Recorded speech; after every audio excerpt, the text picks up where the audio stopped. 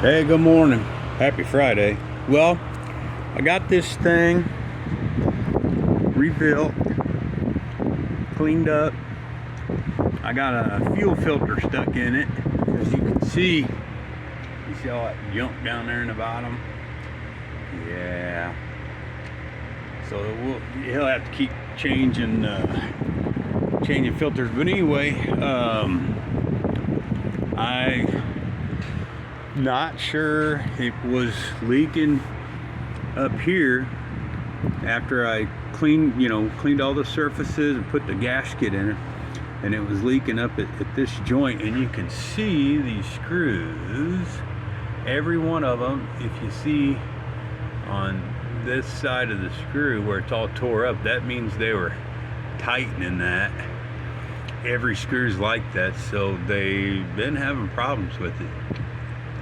I put sealer on it, which is something that I don't do on carburetors normally, but the man said, Bill said, go ahead and do it. I'm like, okay.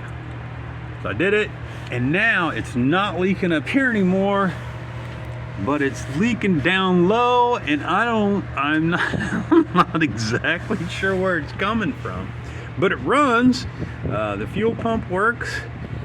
It runs. It's I think it's got a valve stuck. It's got a dead spot in it. I'm gonna run it and see if it runs out. Sometimes they get unstuck, sometimes they don't. They don't, we'll deal with that. But he has another carburetor. So I'm gonna grab that today, and I'm gonna stick it on there, and we'll see if it's worth the crap. And we'll go from there. It's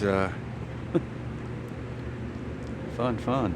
He's got this he's got these wrenches. Look, big old, kind of like a yeah, look at that thing.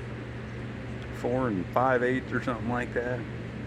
They said he got them from the family farm, and he wanted me to make a hanger for him.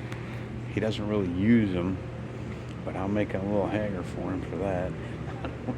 I don't know. Just some junk I found around here.